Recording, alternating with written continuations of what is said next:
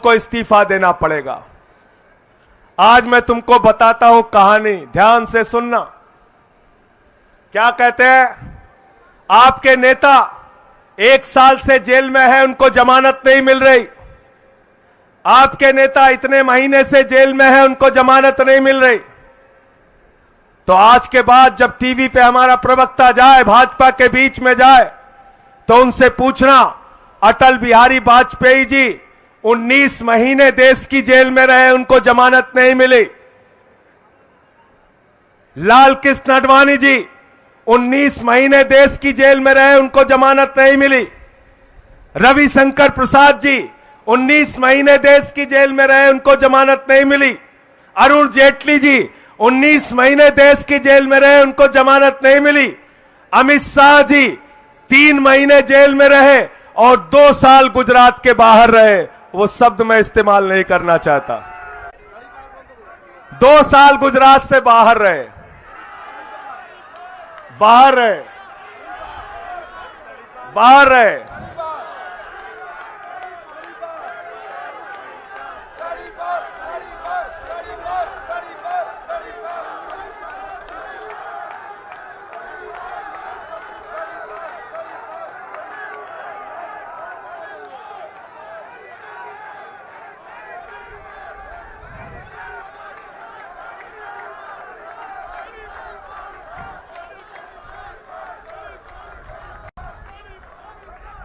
रहे कि नहीं रहे? न्याय कितने साल में मिला उनको? 5 साल के बाद 2015 में जब उनकी सरकार हो गई तब वो बरी हुए। 5 साल तक मुकदमा चला, 2010 से लेकर 2015 तक। अटल बिहारी वाजपेयी जिनका हम सब सम्मान करते हैं, वो 19 महीने जेल में रहे, देश के प्रधानमंत्री बने। अरुण जेटली जी 19 महीने जेल में रहे, देश के कानून मंत्री और वित्त मंत्री बने। रविशंकर प्रसाद जी 19 महीने जेल में रहे, देश के कानून मंत्री, आईटी मंत्री और बड़े बड़े मंत्री पदों पर रहे। आडवाणी जी देश के जेल में 19 महीने रहे और देश के उप प्रधानमंत्री बने, गृह मंत्री बने। भारत रत्न से उनको नवाजा गया। इसलिए याद रखना, दुनिया के इतिहास में अगर किसी भी विपक्षी पार्टी ने किसी नेता को जेल में डाला है तो उसका राजनीतिक कद आसमान पे पहुंचा है, कभी वो नीचे नहीं आया है, याद रखना। मुकदमा चल रहा है, कानून की जटिलताएं हैं, पीएमएलए के कानून में ऐसी जटिलताएं हैं जिसकी वजह से जमानत मिलने में लेट होते हैं साथियों। लेकिन इसका मतलब यह नहीं कि भ्रष्टाचार साबित हो गया, इसका मतलब यह नहीं कि आरोप सिद्ध हो गया। और मैंने तो उस दिन भी कहा था, आज भी कह रहा हूं, कानून की निगाह में राष्ट्रपति और राज्यपाल को छोड़कर देश के प्रधानमंत्री को भी छूट नहीं है भैया। अगर केरल में मुकदमा हो गया, तमिलनाडु में हो गया, बंगाल में हो गया, अगर पंजाब में मोहाली और रोपड़ में हो गया, तो प्रधानमंत्री जी को दरोगा बुलाएगा और थाने थाने घूमना पड़ेगा। गलत तो नहीं कह रहा हूं? गलत तो नहीं कह रहा हूं? समय बता दीजिएगा भाई अगर ज्यादा हो रहा हो तो। ठीक है, ठीक है। साथियों और दोस्तों, मैं आप सबसे यही कहना चाहता हूं, ये बड़ी लड़ाई है और इस बड़ी लड़ाई के अंदर एक महाभ्रष्ट पार्टी भारतीय जनता पार्टी आपके सामने है। उस भारतीय जनता पार्टी का शराब घोटाला पूरे देश के सामने उजागर हो चुका है।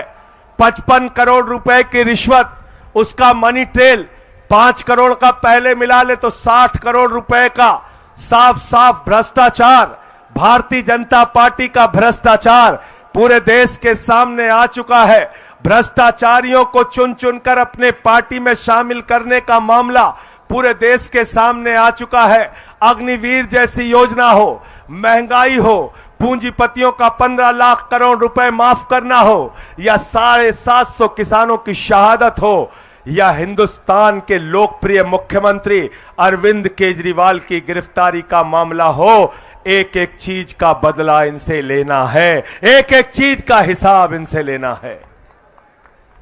और अगर हिसाब लेना चाहते हो तो 4 गुना ताकत से काम करना, लोगों के बीच में जाना और सच्चाई बताना, लोगों के बीच में जाकर 2024 में इस सरकार को उखाड़ कर फेंकना है, इस संकल्प को मजबूत करना, जाना और बताना किस तरह से आपके नेता अरविंद केजरीवाल को फंसाया गया है, कैसे उनके ऊपर झूठे मुकदमे लगाए गए हैं।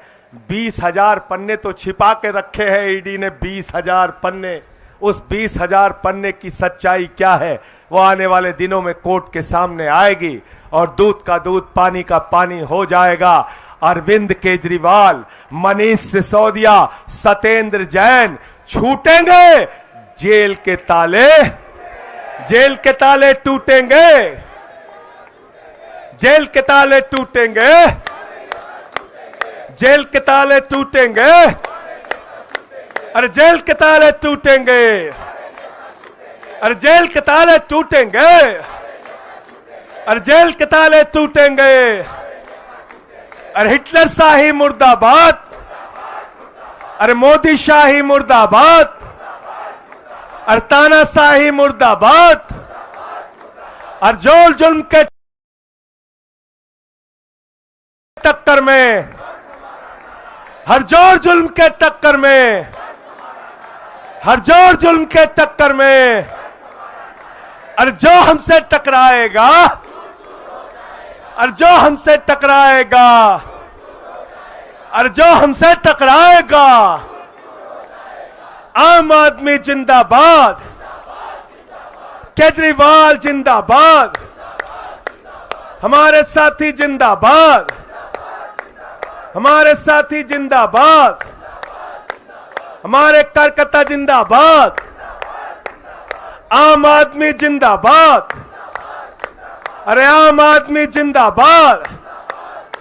अरे जेल के ताले टूटेंगे, जेल के ताले टूटेंगे, लड़ेंगे, लड़ेंगे, लड़ेंगे, लड़ेंगे, लड़ेंगे, अरे लड़ेंगे, अरे लड़ेंगे, अरे लड़ेंगे, लड़ेंगे।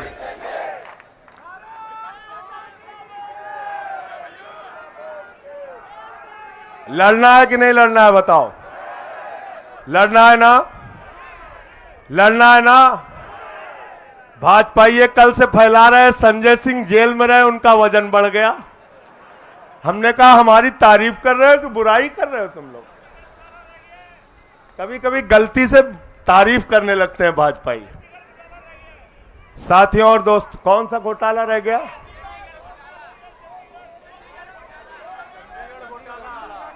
चंडीगढ़ घोटाला रह गया। जर्नैल देख लो, तुम्हारी गलती है ये, तुम्हारी गलती है। तुम चंडीगढ़ का काम देख रहे थे, तुम्हारा और बोले नहीं। तुम वो देखो वहां से कार्यकर्ता बोल रहा है, उसके लिए आप ताली बजाइए, आप ताली बजाइए। बहुत अच्छा याद दिलाया। कह रहे केजरीवाल इस्तीफा दे दें। हमने कहा बेईमानों, 1 साल से मणिपुर जल रहा है। कारगिल के योद्धा, भारत माता के लिए लड़ने वाले जवान की पत्नी को निवस्त करके मणिपुर में घुमाया गया। उस कारगिल के योद्धा ने कहा, मैंने भारत माता की तो रक्षा की, अपनी पत्नी की रक्षा नहीं कर पाया।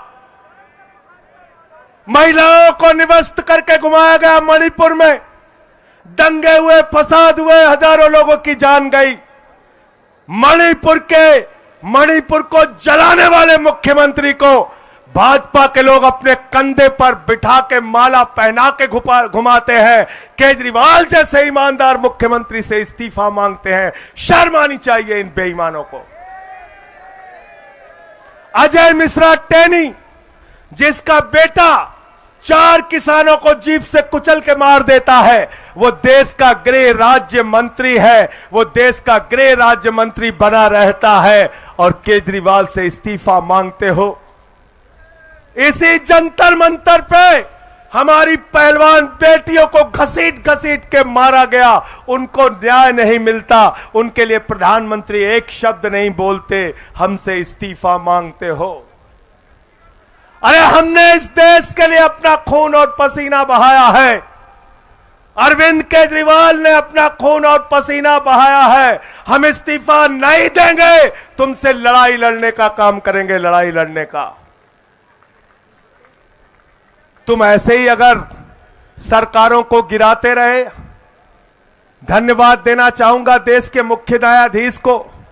चंडीगढ़ में हम जीत रहे थे, हमें हरा दिया, कैमरे ने पकड़ लिया, चीफ जस्टिस ने अदालत में पकड़ लिया, वोट जो हमारे पक्ष में पड़ा उसको भाजपा वाला पेन से मिटा रहा था।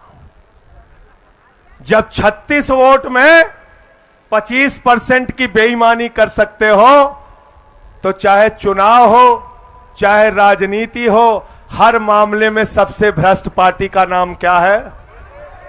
यही तुम लोग कमी कर रहे थे। मैं जेल से जब देख रहा था ना, तो यही बताने में थोड़ा थोड़ा कमी रह गई। अब कमी मत करना। अब कमी तो नहीं करोगे? अब सब कुछ बता दिया मैंने, ये सबको बताना। सबसे भ्रष्ट पार्टी का नाम क्या है? बंगारू जनता पार्टी। बंगारू जनता पार्टी। अब चंडीगढ़ याद दिला दिया तो और याद दिला देता हूं।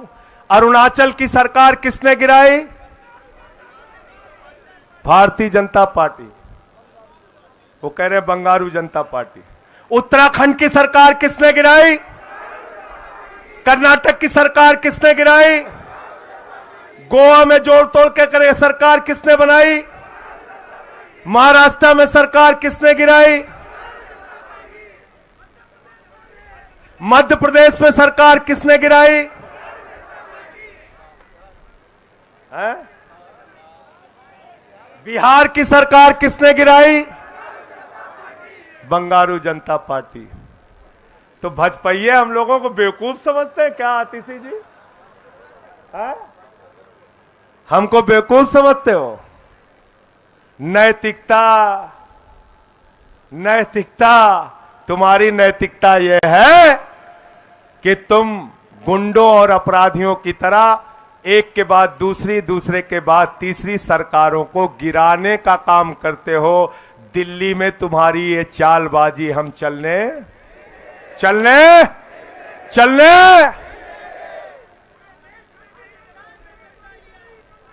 पंजाब में तुम्हारी ये चालबाजी हम चलने, जहां दो सरकारें वहां तो बिल्कुल नहीं चलने देंगे, और पूरे देश में जहां जहां नौटंकी करोगे हम तुम्हारे खिलाफ लड़ेंगे।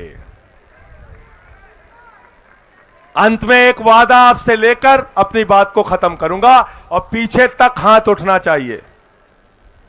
जहां 23 सीट पर आम आदमी पार्टी चुनाव लड़ रही है, तन मन धन से चुनाव तक दिन रात उन इलाकों में जाकर मेहनत करोगे कि नहीं करोगे? करोगे कि नहीं करोगे? पार्टी को जिताने का काम करोगे कि नहीं करोगे? पूरे देश में जहां जहां इंडिया गठबंधन लड़ रहा है, चाहे वो कांग्रेस पार्टी का हो, समाजवादी पार्टी का हो, जो भी इंडिया गठबंधन की पार्टियां हैं, जहां जहां इंडिया गठबंधन का कैंडिडेट लड़ रहा है, आम आदमी पार्टी का कैंडिडेट नहीं है, वहां भी 4 गुना ज्यादा मेहनत से दिन रात मेहनत करके उन इंडिया गठबंधन के प्रत्याशियों को जिताने का काम करोगे कि नहीं करोगे? पीछे से बोलिए, जोर से, जोर से। इंडिया गठबंधन की सरकार 2024 में बनाना है, और इन बेईमानों को देश की सत्ता से। अंतिम एक बात याद रखना, मैंने वहां भी कहा था, आज भी कह रहा हूं, केजरीवाल जीतेंगे, इंडिया गठबंधन जीतेगा, तो आपके बच्चों को अच्छी शिक्षा मिलेगी, उनके चेहरे पर मुस्कान होगी, अच्छे अस्पताल बनेंगे, स्कूल बनेंगे, माताओं बहनों के लिए राहत मिलेगी। और अगर भाजपा ही जीत गए तो क्या देंगे आपको? क्या देंगे? नीरज याद है क्या देंगे आपको? क्या देंगे? यूपी क्या देंगे? भूल गए आप लोग। बताएं क्या देंगे? चलो बता देते हैं। हमारे 4 लोकसभा के प्रत्याशी भी यहां पे हैं। मैं चाहूंगा पहले उनका परिचय करा दूं। महाबल मिश्रा जी हैं, कुलदीप भाई हैं हमारे, सोमनाथ भारती जी है, सही राम पहलवान जी, सही राम जी। इन सारे साथियों के लिए ताली बजाइए और इनको जिताने के लिए जुट जाइएगा आज ही से। अगर केजरीवाल जी के सच्चे सिपाही हो तो ये 4 की 4 ये सीट और 3 जो कांग्रेस के खाते में गई है वो 7 की 7 सीटें आम आदमी पार्टी को जीतना है, कांग्रेस को जीतना है, इंडिया गठबंधन को जीतना है दिल्ली में, और जैसा मैंने बताया देश में वैसे ही काम करना है।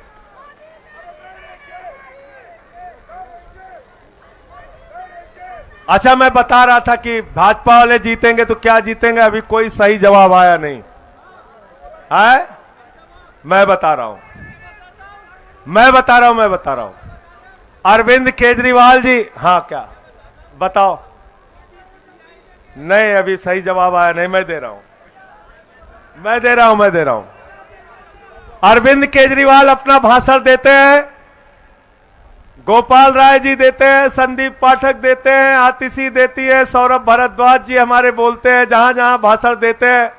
सौरभ भाई प्रेस कॉन्फ्रेंस करते हैं, जहां जहां जाते हैं कहते हैं हम अच्छे स्कूल बनाएंगे, अच्छे अस्पताल बनाएंगे, अच्छी सड़कें बनाएंगे। सौरभ भाई कहां है? आप अस्पताल बनाने के काम में लगे हैं ना?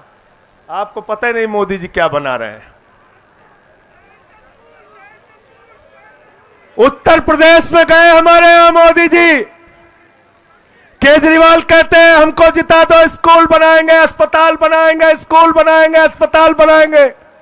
मोदी जी एक सभा में गए, उन्होंने कहा भाइयों और बहनों, अगर गांव-गांव में कब्रिस्तान होता है तो शमशान होना चाहिए कि नहीं होना चाहिए?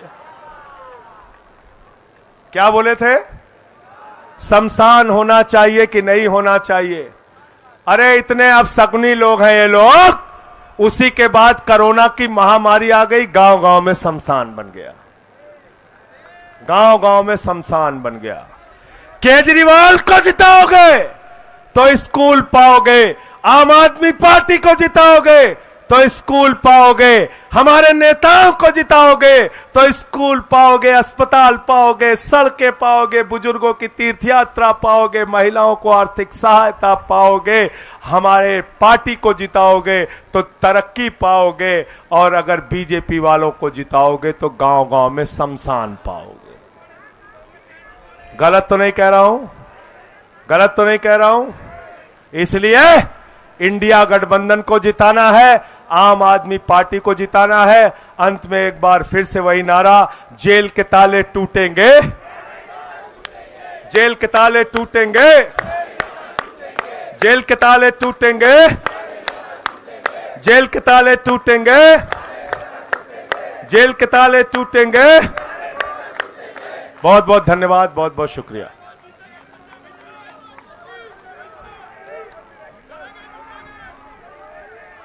और हमारे जेल मंत्री बैठे हैं कैलाश गहलोत जी। इंडिया गठबंधन की सरकार बन जाए तो आगे भी